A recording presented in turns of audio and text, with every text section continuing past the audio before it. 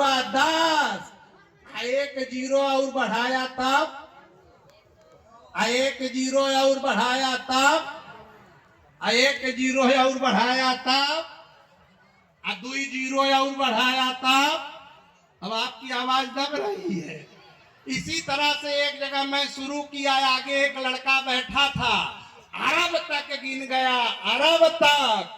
हमने कहा बेटा 1 जीरो और बना दिया तब खड़ा हो गया, कहा गुरुजी क्यों परेशान कर रहे हैं, अरब के बाद तो ईरान आता है। तब हम समझ गए बच्चों से कभी प्रश्न भी नहीं करना चाहिए। निवेदन करूं, आपके जीरो का महत्व बढ़ रहा है। कब तक? जब तक जीरो के साथ एक लगा है। एक है कौन? वही जिसको दुनिया कहती है सबका मालिक एक वही परमात्मा है। जब तक आप परमात्मा से जुड़ करके हैं प्यारे, आपके जीवन में धन का, बल का, वैभव का, ऐश्वर्य का महत्व है। इसी एक को हटा दे, यहां से बनारस तक जीरो बना दे, कितना हुआ? क्या हुआ? जीरो को लकवा मार दिया। कहा जीरो माने कुछ नहीं।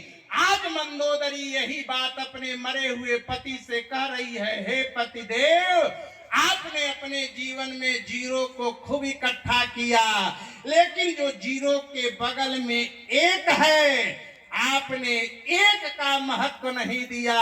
हे प्राणनाथ, आज उसी का परिणाम है कि रहा न को कूला रोवानी हारा। आज आपके कुल में कोई रोने वाला नहीं है। और सुन लेना, आज मंदोदरी ने कहा कि आपके कुल में कोई रोने वाला नहीं है। प्यारे, अगर परमात्मा से जुड़ करके नहीं रहेंगे, रावण के पास क्या नहीं था। अब आप लोगों का हो गया समय। धन्य हो बूढ़ी माई। हे माई, तू है रोटी, तू है चावल, तू है दाल। बोलिए सियावर रामचंद्र भगवान की। 5 मिनट और बैठ जाइए, इमरजेंसी है तो जा सकती है, नहीं बैठने लायक हो तो 5 मिनट बैठो। और बोलिए सियावर रामचंद्र भगवान की। मेरे कहने का अभिप्राय सज्जनों, आज मंदोदरी ने दुनिया वालों को संदेश दिया, कहा कि अगर आप परमात्मा से जुड़ करके रहेंगे तभी आपके जीवन में सब कुछ मिलेगा। आज जड़ा सोना लंक की दीवार में, लेकिन किंचित न मिल सका रावण को मरती बार में। रावण मोहताज हो गया एक टुकड़ा सोना के लिए। प्यारे, आज रावण के भाग्य में सोना नहीं मिल पाया। अंत में भगवान श्री राम रावण का वध करके भगवती सीता का अग्नि परीक्षा किए। अग्नि परीक्षा, माताओं, जब भी परीक्षा की बात आती है तो आपको आगे किया जाता है, पुरुष वर्ग को आगे नहीं किया जाता है। परीक्षा की बात आती है तो माताएं, परीक्षा लेना हुआ सती जी आगे, का परीक्षा लेना हुआ सुरसा आगे, सिंहिका आगे, लंकिनी आगे। निवेदन कर देना चाहता हूं, सीता जी की परीक्षा हुई अग्नि परीक्षा। और हमारे यहाँ सनातन धर्मियों की जब भी परीक्षा होती है तो अग्नि परीक्षा होती है। और नोट कर लेना प्यारे, राम कथा और यज्ञ इसलिए नहीं हो रहा है, हम लोग लाउड स्पीकर के सामने जोर जोर से चिल्ला करके इसलिए नहीं बोल रहे हैं कि हम प्रवचन करना जानते हैं, ये अभिप्राय नहीं है। निवेदन कर देना चाहता हूं, समाज में इस समय जो आग लगी है बुझाने का काम किया जाए।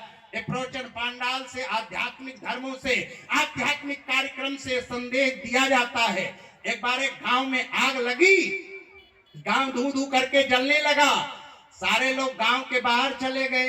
लगता है कि गांव जल करके राख हो जाएगा, अब ये आग बुझने वाली नहीं है। सारे लोग गांव के बाहर चले गए। गांव के बीच में एक आम का पेड़ था, उसी पेड़ पर एक छोटी सी गौरैया चिड़िया खोता लगाई थी। गौरैया ने देख लिया कि गांव जल रहा है। गौरैया के दोनों नेत्रों से आंसू बह गया। गौरैया ने छाती पीट करके कहा, हे परमात्मा, इसी गांव का मैंने अन्न खाया है, इसी गांव का मैंने पानी पिया है, घूम करके इसी गांव के अगल बगल हम रहते हैं। मेरे आंखों के सामने गांव जल रहा है, मैं कुछ नहीं कर पा रही हूं, क्या करूं? उसी समय गौरैया जरा हिम्मत की और गई गांव के बगल में एक छोटा सा तालाब था, अपने चोंच में एक बूंद पानी भर करके आई, गांव के ऊपर गिराने लगी। गांव वालों ने देख लिया, गांव वालों ने कहा गौरैया क्या कर रही है? गौरैया ने कहा आपको मालूम नहीं है मैं क्या कर रही हूँ? कहा बोलो। कहा आग लगी है, पानी डाल रही हूँ। गांव वालों ने कहा तुम्हारे आग बुझाने से बुझेगी? गौरैया ने कहा मैं जानती हूँ हमारे आग बुझाने से बुझने वाली नहीं है। लोगों ने कहा गौरैया तब परेशान क्यों हो? गौरैया ने कहा मैं परेशान इसलिए हूँ कि जिस दिन मुंगेर का इतिहास लिखा जाएगा, जिस दिन इस गांव का इतिहास लिखा जाएगा, मेरा नाम आग लगाने वालों में नहीं, मेरा नाम आग बुझाने वालों में लिखा जाएगा, मेरा नाम आग बुझाने वालों में लिखा जाएगा। तो ये धार्मिक आयोजनों से समाज में लगी हुई आग को बुझाने का काम होता है। भगवान श्री राम सीता जी की अग्नि परीक्षा किए, लंका का राज वापस कर दिए, सारी पांदरी सेना को पुष्पक विमान में बैठा करके जिस समय राम जी अयोध्या के तरफ बढ़ने लगे, बाबा ने क्या लिखा? का रघुपते का रघुबीर देखो रण सीता, लक्ष्मण हतऊ यहाँ इंद्र जीता। हमारे यहाँ एक वाक्य है, बिना पत्नी कथम धर्म, पत्नी के बिना आपका धर्म नहीं हो सकता है, आपका धर्म अधूरा माना गया। राम जी के विमान में जब भगवती सीता बैठी है, सीता जी साथ में जा रही है, विमान में बैठी है, लक्ष्मण भजरंगी जितनी बांदरी सेना सब, राम जी ने धीरे से अपनी पत्नी सीता से कहा सीता लंका का मैदान है, इसी मैदान में युद्ध चल रहा था, का रघुबीर देखो रण सीता, सीता देख लो इस स्थान पर हमारा छोटा भाई लक्ष्मण इंद्रजीत का वध किया, इसी स्थान पर कुंभकर्ण यहाँ मारा गया। भगवती सीता ने धीरे से कहा आपने किसको मारा? भगवान श्री राम देख रहे हैं। लक्ष्मण जी ने कहा मेरे ठाकुर ने रावण को मारा। सीता जी ने कहा प्रभु आपने रावण को मार दिया। राम जी ने कहा मैंने रावण को नहीं मारा, तो रावण मरा कैसे? राम जी ने कहा रावण का मैं ही रावण को खा गया, जिसके अंदर मैं है समझ लीजिए वही रावण है, मैं समाप्त हो गया, समझ लेना समाज से रावण मर गया। विमान आगे जा रहा है, अच्छे लोग बैठे हैं, जरा विचार करिएगा, 2-3 मिनट समय और बचा है, उसी के अंतराल में वाणी को विश्राम दूंगा। विमान आगे जा रहा है, हनुमान जी महाराज राम जी के पीछे खड़े होकर के रो रहे हैं, हनुमान जी रो रहे हैं। हनुमान जी को तो प्रसन्न होना चाहिए, राम जी अयोध्या में चल करके अयोध्या के गद्दी पर बैठेंगे, लेकिन हनुमान जी रो रहे हैं। राम जी की दृष्टि पड़ी, राम जी ने कहा हनुमान हमने तुमको लंका में देखा, कभी तुम्हारे चेहरे पर शिकन नहीं आया। राम अयोध्या का राजा बनने वाला है, अब तू रो क्यों रहा है, क्यों रो रहा है? हनुमान जी ने कहा कोई बात नहीं है प्रभु, आप विमान को आगे ले चलिए। अंतर्यामी भगवान श्री राम समझ गए। हनुमान सोच रहा है कि रास्ते में हमारी मैया अंजना गंधमादन पर्वत पर बैठी है, राम जी जाएंगे, अपने माता पिता से मिलेंगे, अयोध्या वालों से मिलेंगे, रास्ते में हमारी माँ है। एक मेरा दुर्भाग्य है, अपने माँ को छोड़ करके मैं आगे जा रहा हूँ। नोट कर लेना पवित्र पांडाल में बैठे हुए सज्जनों, आपको जन्म देने वाली माँ घर में बैठ करके रो रही है जगत जननी के सामने। सज्जनों नारियल क्या खोपड़ी भी फोड़ दोगे तो भी जगत जननी कभी प्रसन्न होने वाली नहीं है। जगत जननी तो तब प्रसन्न होगी जब पहले जन्म देने वाली माँ प्रसन्न हो जाए। राम जी ने कहा लक्ष्मण विमान अंजना के पास ले चलो, अंजना से मिलने के बाद हम लोग अयोध्या में चलेंगे। जिस समय विमान अंजना जी के पास गया सज्जनों, सारे लोग गए, अंजना जी को प्रणाम किए। राम जी लक्ष्मण जानकी जितनी बांदरी सेना थी सभी ने प्रणाम किया।